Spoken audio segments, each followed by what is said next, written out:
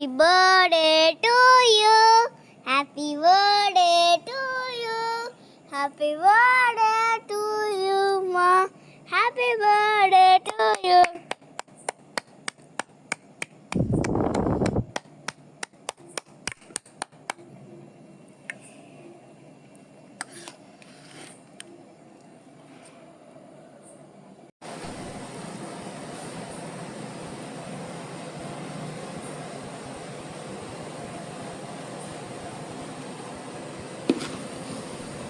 Hello friends, welcome back to Nivi's cook house. இன்றைக்கி நம்ம பார்க்க போகிறது சிக்கன் பிரியாணி ரெசிபி தான்.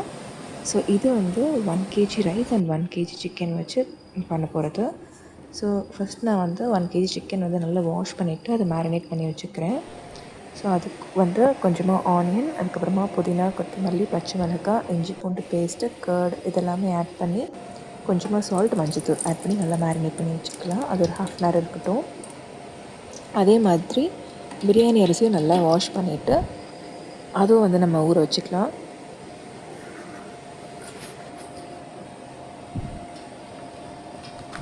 நெக்ஸ்ட்டு ஒரு கடாய் வந்து ஹீட் பண்ணிவிட்டு அதில் வந்து 1 கப் ஆயில், அதுக்கப்புறமா கீ ஆட் பண்ணி அது சூடானதுக்கப்புறமா பிரியாணி மசாலாஸ் ஆட் பண்ணிக்கிறேன்.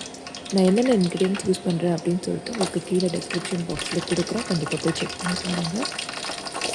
அது கூடவே பச்சை மிளகாய், அதுக்கப்புறமா வந்து ஸ்லைஸாக கட் பண்ண ஆனியன் ஆட் பண்ணி நம்ம வதக்கி எடுத்துக்கலாம். எவ்வளோ மசாலா சேர்த்துக்குமா, ஆனியன், பச்சை மிளகாய், அப்புறமா தக்காளி, இதெல்லாம் நான் எவ்வளோ ஆட் பண்ணுறேன் அப்படின்னு சொல்லிட்டு எல்லாமே உங்களுக்கு டிஸ்கிரிப்ஷன் பாக்ஸில் கொடுக்குறேன். அதுக்கப்புறமா வந்து இஞ்சி பூண்டு பேஸ்ட்டு ஆட் பண்ணிவிட்டு கொஞ்சம் நல்லா மிக்ஸ் பண்ணிட்டே இருங்க, எண்ணெய் அடி பிடிச்சிரும். அதுக்கப்புறமா வந்து தக்காளி, இதுக்கு வந்து ஒரு கை புதினா, அதுக்கப்புறமா ஒரு கை வந்து கொத்தமல்லி ஆட் பண்ணிக்கிறேன்.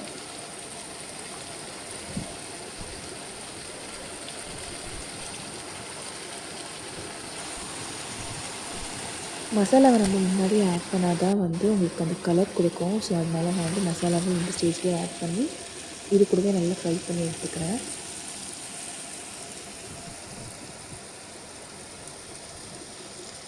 இது எல்லாமே நல்லா வதங்கட்டும்.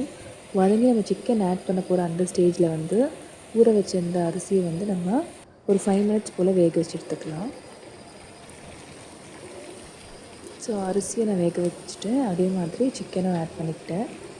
இது கூடவே வந்து கர்ட் ஆட் பண்ணிக்கிறேன். ஆட் பண்ணிட்டு இது எல்லாமே நல்லா வந்து மிக்ஸ் பண்ணி இது ஒரு மூடி போட்டு மூடி வச்சுக்கலாம்.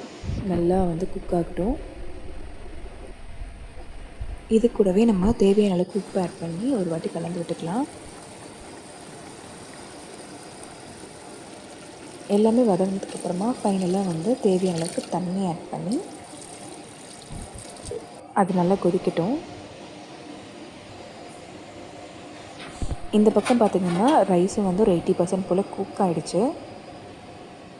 அதோட நம்ம ஊற வச்சிருந்ததோட கொஞ்சம் சைஸ் வந்து கொஞ்சம் பெருசாக இருந்தால் போதும். ஸோ எப்படி இருந்தாலும் நம்ம இதில் போட்டு தம் போடுவோம், அதில் நல்லா அது வெந்துடும்.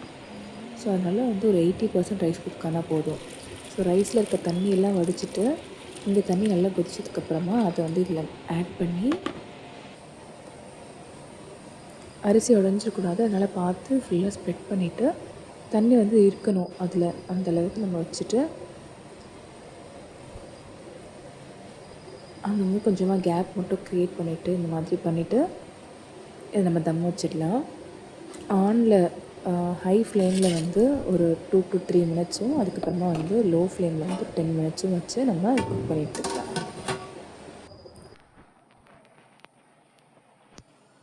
ஹாட் வாட்டர் வந்து மேலே தம்முக்கு வச்சுருக்கேன். அவ்வளோதான் ஃப்ரெண்ட்ஸ், பிரியாணி ரெடி ஆகிடுச்சு.